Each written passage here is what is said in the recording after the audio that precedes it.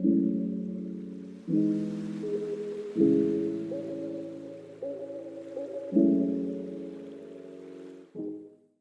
to the podcast, Adole. I'm so excited to have you here. Thank you. I'm excited to be here. Thank you. So I was telling you before we started that I stalk you on social media, and I should let everybody know you are a licensed professional counselor. You have a PhD in health outcomes and a Bachelor of Science in biology. So you're a smarty pants. You are like going to break it down for us with big words that I probably won't understand, but I you will are so not, no. relatable. I will not, no, at all. So welcome, welcome. Glad to have you here. So, the thing that I want to make sure that we chat about is you write quite a bit about this idea of self-regulation. So, for those of us that are like, what is the self and how do we regulate? Adelaide, let us know what does that mean? What is the self and how we regulate? I like that.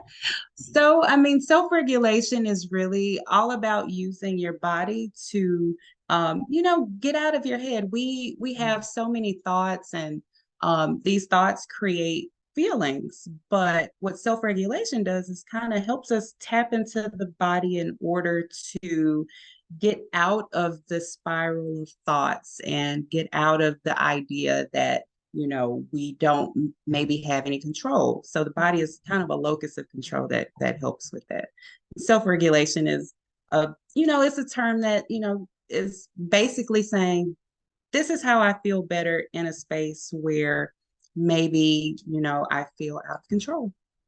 And so I think what I'm hearing you say is that we have these thoughts. We can get into whether or not we should believe them or like pay attention to them, but these thoughts then lead to certain behaviors that we may not even be aware of anymore because we've done it so quickly and so often and for such a long period of time that it becomes sort of like a response that we're not even aware of. But if we're not careful, then it's generating some kind of activity in our body or some kind of like lighting up of like bodily impact. Yes, right? exactly. Right. And so our thoughts do actually have an impact on our body. And so I think that's kind of like, how do we regulate the impact on our body and trace it back to thoughts so that we can do something about the thoughts, but the body is the thing that lets us know in the physical world, hey, there's an impact, you should pay attention to it. That's right. Ooh, Exactly. I'm glad I got Good. woo-hoo. No, you said it better than I did. That was it. That's So it. you had this great post, speaking of, on social media about strategies for doing this. So I want to walk through them because I think this is kind of like a nice introduction to like who you are and why your work is so important. So one of the first things that you have is mindfulness. Is it just a thought? Like a thought is just a thought. So talk about that. Why should I be mindful of my thoughts? So thoughts are, I tell my clients a lot that as the heart beats, the mind thinks, and Mm. thoughts are a function of what the mind is automatically designed to do. And, thoughts are programmed by our experiences, by things that, we have, I mean, really anything. They're programmed things, but we tend to buy into them and we believe them. We think that and they are real. We think that they're real and they are, but mindfulness kind of helps us pull the veil back a little bit and become aware that we can see a thought and it not be something that we attach to. Mm. So we can kind of see it float by, and it's not something we have to, automatically buy or, think Mhm. that, Mhm. this is what it is. So if that makes sense. So It mindfulness does. No, kind of, I think of as when I have a thought, it's my brain doing its job. It's yes, supposed to generate thoughts. When I attach to them and feel like I have to do something about them or respond to them or react to them, that's where I get into trouble. yes, Right? Because those are exactly. two separate things. It's like, hey, I'm the widget maker and I made a widget. If you pick up the widget and try to like brush your hair with it or put it in your gas tank, you're going to have all kinds of problems because that may not be what the widget was created for. Exactly. That's my That's it. crazy way of thinking about it, That's right? And it. so mindfulness is noticing, oh, thank you, brain. You did what you're supposed to do. Right. Pause, Yes. let it roll on by, and you don't have to pick it up and try to do something with it, which is super difficult and so much easier than what I just said to do. That's it. It's so hard to do in practice. It's so easy to say it. But once you get it and once you understand it, once you can see it, it becomes a skill that over time you become more accustomed to, and you become more adept at doing it. So that's the first step. I have to be mindful of the fact that I'm going to have thoughts and a strive for not attaching to them as frequently so that I can give myself a little bit of a break in between the thought and the feeling so that I can notice that there's a difference and that they don't all flow together, right? Yes. Right. Okay, so your second strategy, that first one's great. I'm still working on that one myself. Me too. How do I reframe? I reframe discomfort. So what is my body telling me right now? So reframing is such a therapy word, right? We love a reframe. So talk to us, how would I go about reframing discomfort? Because if you're not into therapy, you're like, there's that woo-woo that those therapists talk about. What are we doing when we reframe discomfort? So reframing, you're right, is one of those big therapy words, but it really speaks to being curious about what's happening. So Mm. instead of being, maybe fearful or automatically assuming something is wrong when you have a bodily response to a thought, becoming curious. So Mm. what's going on right now? Uh, My chest is tight. My stomach is in knots. And even even trying to stop the interpretation of it and just being curious about the physical sensation itself. So just becoming aware, my throat is my mouth is dry, my throat feels tight.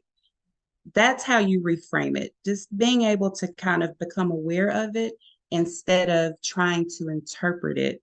And Mm. in the interpretation, that's what generates fear. And then with the fear comes more of the discomfort. So reframing can maybe just be becoming present and feeling what you feel instead of, and maybe I skipped a step, but becoming, No, I think that's great. Let's use like a real life example. I'm done with the podcast with you and I'm going to the grocery store and I always notice that I start feeling a little anxious when I pull into the parking lot because there's always a lot of traffic and parking is tight. And maybe that's a thing, right? And so right, I've noticed what you're saying is notice that my heart rate is going up a little bit and I'm kind of holding onto the steering wheel a little tight. What's that all about?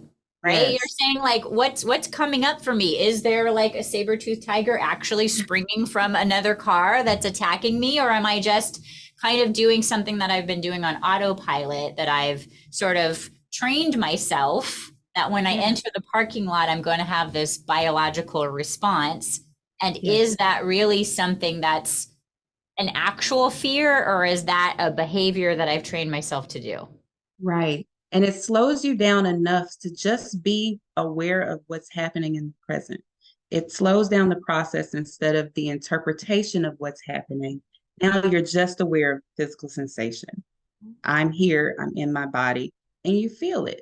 And what happens is it tends, and I don't mean to skip steps, but it tends to pass as you just become aware. Yeah. No, it's very mindful. Like when we practice mindfulness or if you do any sort of meditation, it's like noticing that I can't not simultaneously notice what's happening in my body and have the thought.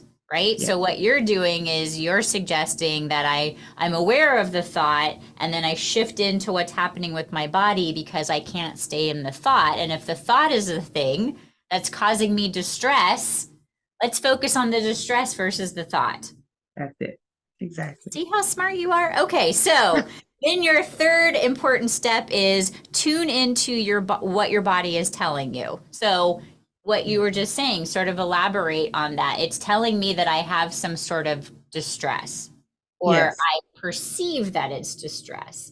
Yes, exactly. So I'm in the parking lot and I'm gripping the steering wheel and I feel the anxiety of all of the traffic and I'm tuning into that. okay, I am in the parking lot and I feel anxiety. I hear it. I'm listening to what my body is saying without the interpretation. I think the interpretation is a really important piece of this, because with that comes fear. And again, I keep referencing fear because that is what kind of keeps us in the cycle of the behavior patterns, because it's adaptive and it's a survival, it's survival strategy. We interpret so we can get out of there, or we can fight, prepare to fight or whatever. But if we tune into what our body is saying and we just simply sit with what it's saying, I feel discomfort right now. No interpretation. That slows down the process enough to be able to be in the present. And then, the next steps come. But tuning in kind of helps center us in a way where if we interpret, now we're kind of, feeding the behavioral pattern, or we're feeding the habit that we've always had. So kind of feeds into the mindfulness, but we're kind of breaking down this No, mindfulness. this is like we're on the slow motion of like, so that you brought up a good point though. And I would like to like go back to that piece, is like that fear is true, right? It is a fear. What are we scared of? What are Yes. we trying to avoid? Right. But that's a good question. That's part of being curious. It's it's a part that, can be dangerous in self-regulation unless we have become tuned in to ourselves enough to say, this is not necessarily dangerous. But if we go into the interpretation of, okay, I'm anxious and there must be something wrong, and so now I have to get out of here, I have to escape, then we're just kind of reinforcing the pattern of, you know, escape and not really tuning into what's happening. So, yes, the fear, what are we afraid of? Yeah. Ultimately, it would be up to the person, whoever is there, to kind of um, slowly go into that. I say thought, but go into the what is the thought behind The why, this? the Yes. training. What is the thought behind these activation patterns in my Yeah. body? What's happening? Yeah. That's the thing I'm always curious about, is from my perspective on the outside, as I'm working with a client or I have a friend or somebody that's going through this, I I'm curious as to what are you avoiding? Do you think that you can't handle it? Right? Because that's the thing. It's like I think it's a two-step situation. I'm having a fear, Mm-hmm. and simultaneously, I believe I won't be able to handle it if the fear, if the fear, if does the saber-tooth tiger show up, Yes. will I be able to handle it? And for those of us that have anxiety, I think what keeps us in our anxiety is not that fear, but we keep playing like what we will do if the saber-tooth tiger comes up. And Yeah. we have a game plan, but we keep revisiting the plan over and over and over and over and over again, right? So it's not even about the fear anymore. I'm getting into a mental loop, and it's almost like I keep reliving it because I keep replaying the tape about what I'm going to do if it shows up. Yeah. That's good. Yes. That makes a lot of sense. And so we don't play out what actually happens.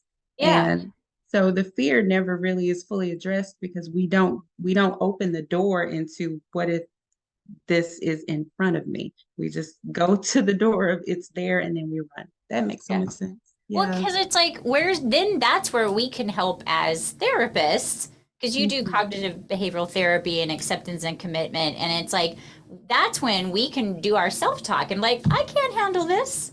Right. There ain't no saber-tooth tiger at this grocery store. That's right. If it showed up, I could probably hit it with my car door. I don't. I could probably put my car in drive and drive away from the saber tooth. I don't. It's very interesting to me. Like, we don't go there, and that is that fear piece. Like, I won't let myself go there because I don't think that I can handle it. So I don't let myself go there, and that's far scarier than actually knowing what you're dealing with. I'm not going to look in the closet because I'm so terrified that I won't like what I see in there versus, hey, let me get some support or a flashlight or something to go like, look in that closet and believe that I have enough life experiences that I can handle it. I don't That's know. a big, I feel like I'm rambling, but it's like this always comes up for me is why do we not think that we can handle it? The fear is because we don't think we can handle it. that's so good though. That's truth. That's a truth. That's a pretty profound truth too. We don't feel we can handle the fears. Yeah. Yeah. Yeah. Yeah. So we don't get the opportunity to reframe, and checking in with our body might mean like, oh, crud, something's coming up. I absolutely know I won't be able to handle it. That's our own programming because we don't trust ourselves or trust our intuition or believe in ourselves. And so then that plays into all of this lack of self-regulation, I'm imagining. That's right. Yes. Okay, so I totally got off course. Let's go back to your great steps. So notice and name the physical feeling out loud. I love this. Like you said, I'm experiencing some distress. I notice my heart is pounding. Interesting, right? Mhm. And then Yes. you're saying focus on the physical feelings only. Hold this awareness for at least 90 seconds. Yes. What does that do if I give it some time and I don't just like, okay, well, that was scary. Let me go get my purse and go in the store. Yeah. So what happens is because you're in your body fully, instead of feeding the sensations with thoughts, your body gets a chance to take over. The natural wisdom of your body gets a chance to regulate. And that's not something we necessarily have to do. We don't have to think about breathing. I mean, we can consciously breathe, but we don't have to think about it. We don't have to think about, like I said, our heart beating. Our bodies do things for us too. But we hijack those processes a lot with our thoughts, especially when we're in a fear state.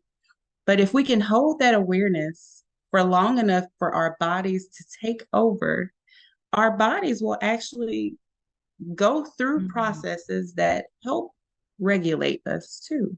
So that's, I think, a really important piece of being mindful. It gives our bodies a chance to also, you know, come into the picture. Our bodies are not just inanimate, or it's not just a separate entity that only responds to what we think. It has its own wisdom. And that's kind of a big thing that I teach in my sessions and with my clients. That's a big piece of self-regulation, being able to trust your body enough to um, do its thing if you can stay out of your head long enough to not continue to feed it the thoughts that create the fear. Do you think that that is something that leads to us having panic attacks when we step outside of our body and we're not recognizing what's happening for us and we're not tending to it and we keep not dealing with it and shoving it away until, like you said, our body is made for responding and for bringing us back online and helping us regulate. And when we, as you say, kind of like step outside of our body for long enough, our body goes into like a panic mode, right? And Mhm. it's like, hey, attention must be paid. I'm not regulated. Yes, exactly. That's right. Panic attacks, and this is, from what I've seen with clients too, a lot of panic attacks come from, I mean, it could come from dissociation. It can come from being um, so focused on the fear that now the fear thoughts are creating this response within our body that's saying, you have to get out of here. You are in danger. And the thoughts are continuing to feed it. But if you can focus on the sensation and trust that enough to know that your body can also help with it, then that can kind of help dampen some of that response. And that's a hard thing because it does require trust. It's absolutely so difficult. It requires trust in yourself. It requires trust in the process.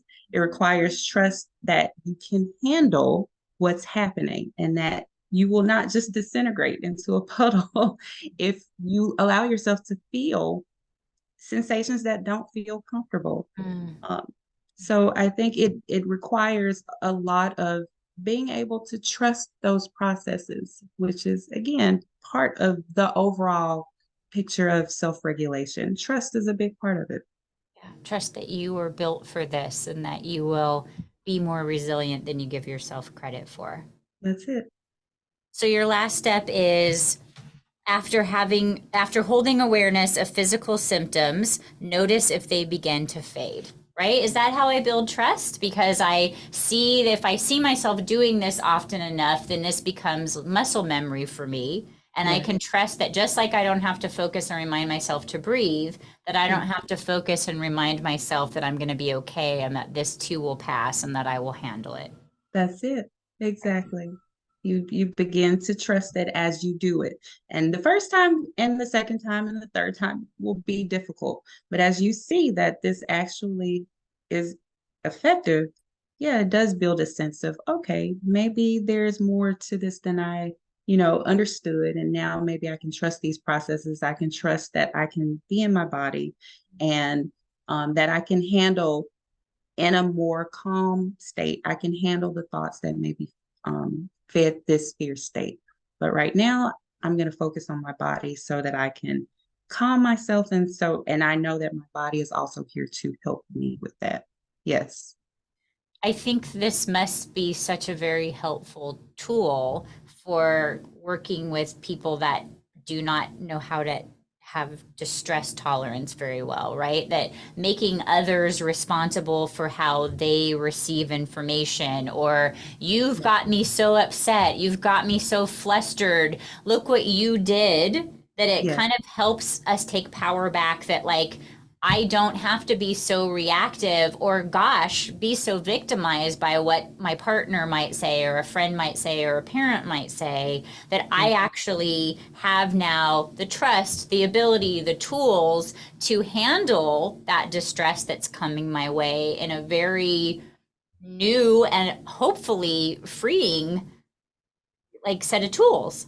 Yes, very. And I love the word empowered. Yes, it's very empowering to know that you can not have to react to external circumstances, that you can actually influence the environment. You can influence what's happening around you from a calm place, which actually changes what's happening around you. If it, because your reactions absolutely have an impact on what happens outside. So, yes, exactly.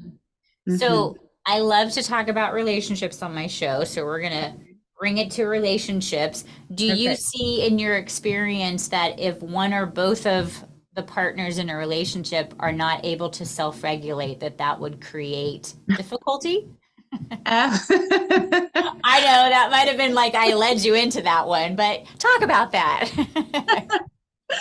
and I am sure you have seen this in your practice Occasionally, yes. occasionally.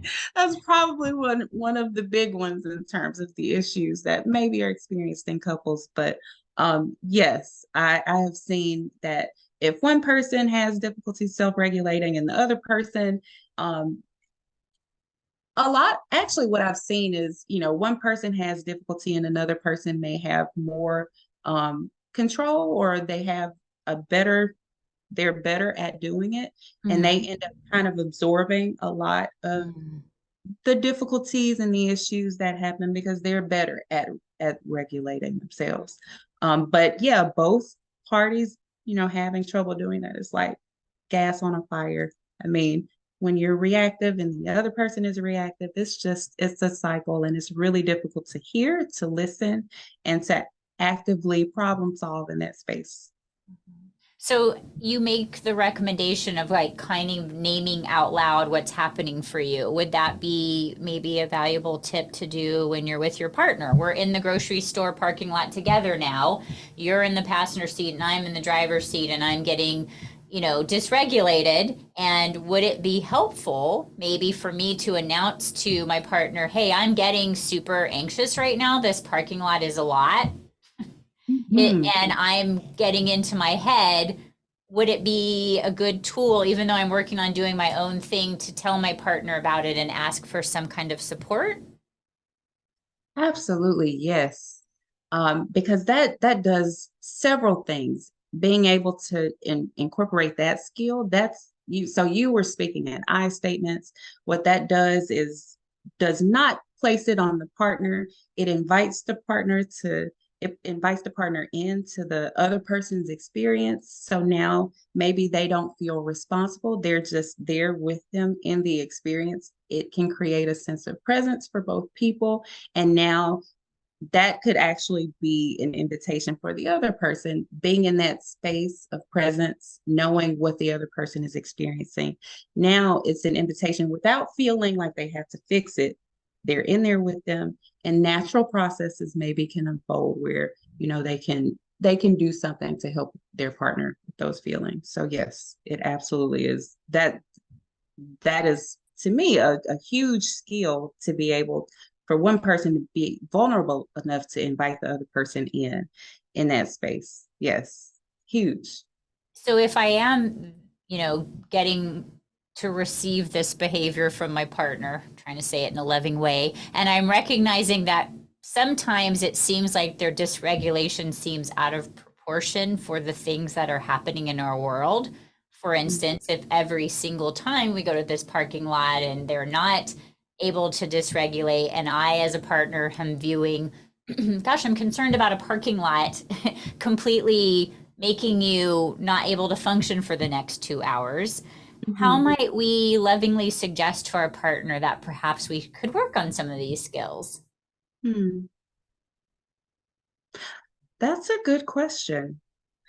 I think that, in the context of self-regulation, just the partner who's witnessing the other partner become dysregulated regularly, Hmm. and being able to, step outside of that enough in their regulated state to not personalize it.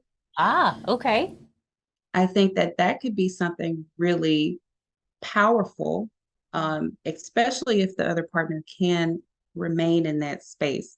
It's hard to not. It's easy to become irritated. I mean, like, Right? It's our partner. Of course, they push all of our buttons.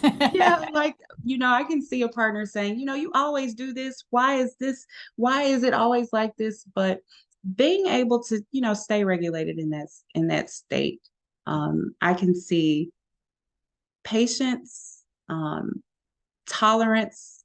I can see, a chance to really try to understand without it being about them. Again, a hard thing to do, but that's the power of being self-regulated. It's difficult to take things personally in that space. And you can be curious about what's happening, and it reduces the irritation, kind of makes you more up the other partner more aware of their responses and take responsibility of how they feel without projecting that onto the other person. So self-regulation is very powerful in so many ways. It really does help with shared space. And it facilitates calmness and presence. I love the word presence, but presence, and um, ultimately viewing it as a shared experience instead of, this is what you're doing to me. You shouldn't be Is doing that this. still that victimizing the other person is having? It's like a sneaky backdoor version of, hey, you're still impacting me. I'm not responsible for how I receive it. You need to change the way that you're giving me the message. Exactly. That's right.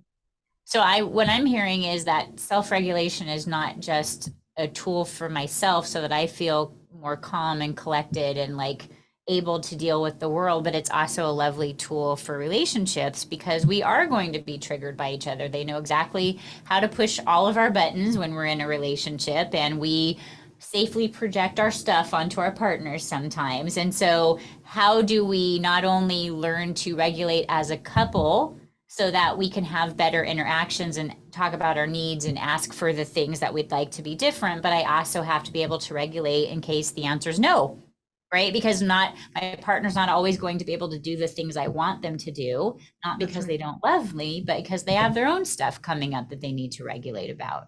That's it. That's right. Exactly. Good. So tips, anything that we haven't covered about like what are the long-term benefits of learning how to do this, or things that you want somebody listening to know about the value and like putting in the effort, because this does take some effort.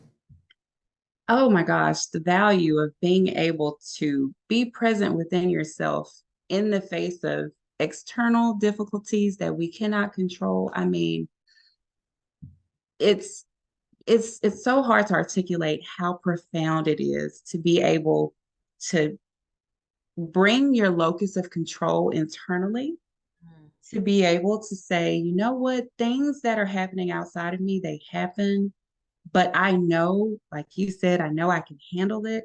I know I can deal with it. It's okay. We figure out what we need to figure out when it comes.